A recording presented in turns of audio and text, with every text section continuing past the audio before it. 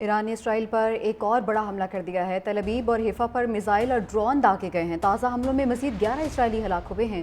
ایران نے اسرائیل کا تیسرا F-35 طیارہ مار گرانے کا دعویٰ بھی کیا ہے۔ ایک اور پائلٹ کو بھی گرفتار کیا ہے۔ اسرائیل کا آئرن ڈوم سسٹم ہیک ہونے سے میزائل اسرائیل کے اندر ہی گرنے لگے۔ ایران نے اسرائیل کا تیسرا F-35 طیارہ مار گرانے کا دعویٰ بھی کیا ہے۔ ایک اور پائلٹ کو بھی گرفتار کیا ہے۔ اسرائیل کا آئرن ڈوم سسٹم ہیک ہونے سے میزائل اسرائیل کے اندر ہی گرنے لگے۔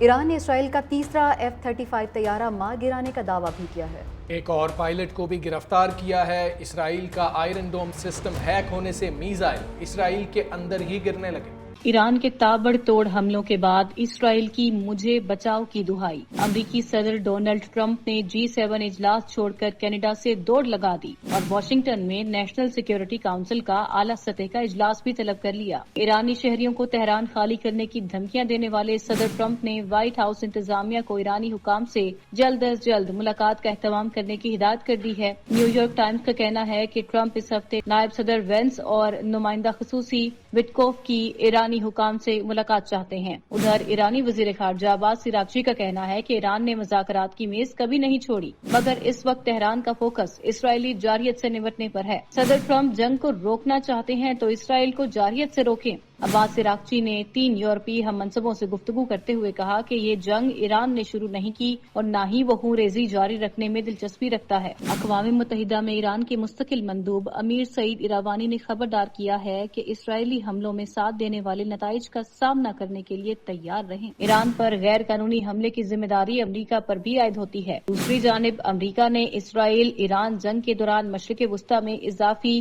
دستے اور ہتھیار تیار رکھنے کا حکم دے دیا ہے۔ امریکہ نے ملٹری ریفیولنگ جہازوں کی بڑی تعداد مشرق وسطی بھیج دی۔ علاقے میں دیکھے گئے امریکی طیارہ بردار بحری جہاز پر 60 جنگی جہاز اور 5000 اہلکار رکھنے کی گنجائش ہے۔ دوسری طرف G7 ممالک اسرائیل کو ایک بار پھر مظلوم بنا کر پیش کرنے کی کوششوں میں مصروف ہیں اور اسرائیل کی بجائے ایران کو عدم استحکام کا ذمہ دار قرار دے رہے ہیں۔ صرف ایک اچھی بات مشترکہ اعلامیے میں یہ کی گئی ہے کہ کشیدگی کم کرنے کے لیے فوری اقدامات کرنا ہوں گے۔ ایران کے تابڑ توڑ حملوں کے بعد اسرائیل کی مجھے بچاؤ کی دہائی۔ امریکی صدر ڈونلڈ ٹرمپ نے G7 اجلاس چھوڑ کر کینیڈا سے دوڑ لگا دی اور واشنگٹن میں نیشنل سیکیورٹی کونسل کا اعلیٰ سطح کا اجلاس بھی طلب کر لیا۔ ایرانی شہریوں کو تہران خالی کرنے کی دھمکیاں دینے والے صدر ٹرمپ نے وائٹ ہاؤس انتظامیہ کو ایرانی حکام سے جلد از جلد ملاقات کا اہتمام کرنے کی ہدایت کر دی ہے۔ نیو یارک ٹائمز کا کہنا ہے کہ ٹرمپ اس ہفتے نائب صدر وینس اور نمائندہ خصوصی وٹکوف کی ایرانی حکام سے ملاقات چاہتے ہیں۔ ادھر ایرانی وزیر خارجہ عباس عراقچی کا کہنا ہے کہ ایران نے مذاکرات کی میز کبھی نہیں چھوڑی،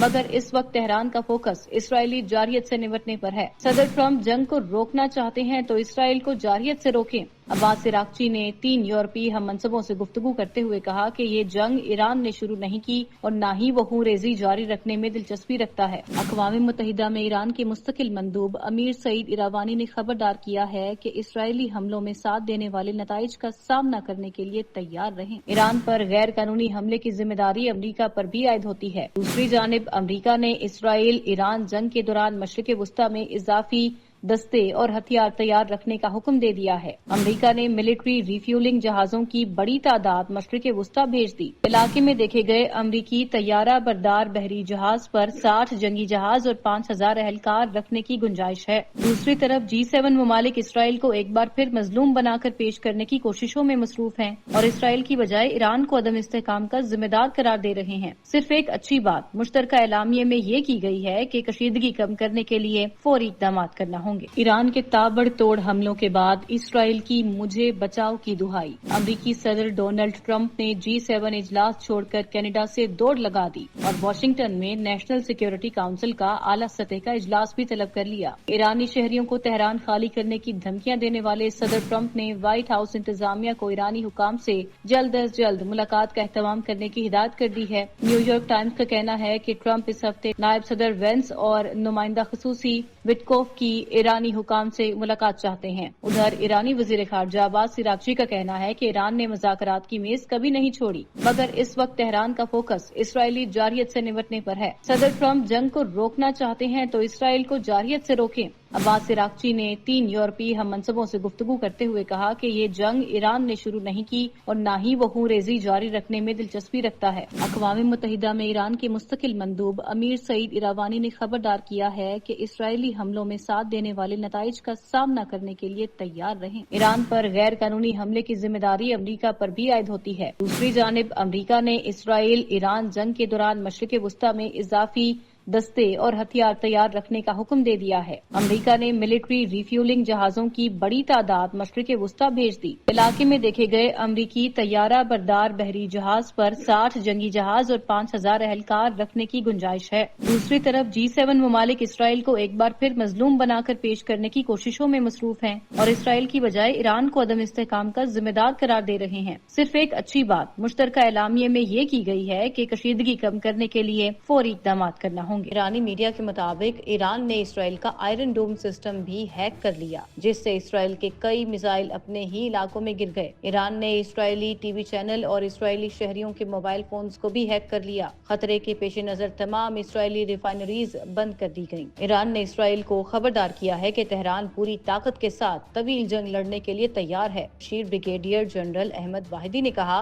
कि ये तासुब बेबुनियाद है कि ईरान के पास मिसाइलों के ज़खायर की कमी हो गई है। ईरान ने अभी मिसाइल ताकत को स्ट्रेटेजिक लिहाज से नस्ब भी नहीं किया। जदीद तरीन हथियार मुनासिब मौके पर इस्तेमाल किए जाएंगे। दूसरी जानिब पास तराने इनकलाब की एरोस्पेस फोर्स के मुताबिक खुदकश हमलों के लिए शाहिद 107 नामी जदीद तरीन ड्रोन इस्तेमाल किए जाएंगे। ये ड्रोन 1500 किलोमीटर बुलंदी पर परवाज कर सकते हैं। अक़वाम मुत्तहिदा को बाज़ाबिता खत इरसाल करके वाज़ेह कर दिया है कि इसराइल पर हमला अपने दिफा में कर रहे हैं। जो ममालिक इसराइल का साथ देंगे वो भी जिम्मेदार होंगे। अक़वाम मुत्तहिदा चार्टर के तहत इसराइल के सिर्फ फौजी अहदाफ और तनसीबात को निशाना बनाया। ईरान की दहशतगर्द इसराइल के खिलाफ कार्रवाइयाँ और हमले पूरी शिद्दत के साथ जारी हैं। तल अबीब और हाइफा पर मिसाइल और ड्रोन्स दागे गए। हमलों में मुतअद्दिद अफराद के हलाक और जख्मी होने की इतलात हैं। हमले फलस्तीन के उन इलाकों में किए गए जहां इसराइल काबिज है। ईरान ने इसराइल का तीसरा F-35 तैयारा मार गिराने का दावा कर दिया। एक और पायलट को भी गिरफ्तार कर लिया। ईरानी मीडिया के मुताबिक ईरान ने इसराइल का आयरन डोम सिस्टम भी हैक कर लिया, जिससे इसराइल के कई मिसाइल अपने ही इलाकों में गिर गए। ईरान ने इसराइली टीवी चैनल और इसराइली शहरियों के मोबाइल फोन्स को भी हैक कर लिया। खतरे के पेश नजर तमाम इसराइली रिफाइनरीज बंद कर दी गयी। ईरान ने इसराइल को खबरदार किया है कि तेहरान पूरी ताकत के साथ तवील जंग लड़ने के लिए तैयार है। शीर ब्रिगेडियर जनरल अहमद वाहिदी ने कहा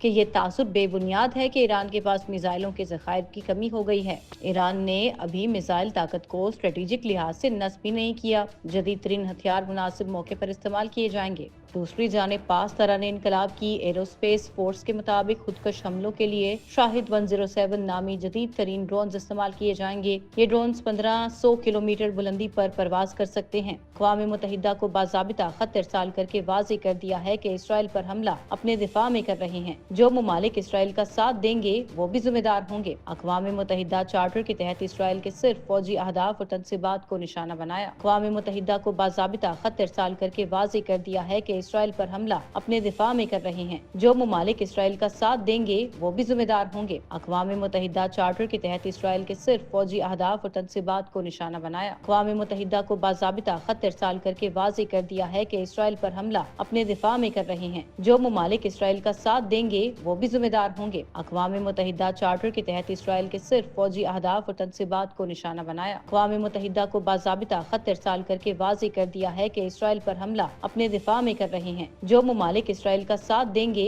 वो भी जिम्मेदार होंगे। अक़वाम मुत्तहिदा चार्टर के तहत इसराइल के सिर्फ फौजी अहदाफ और तनसीबात को निशाना बनाया।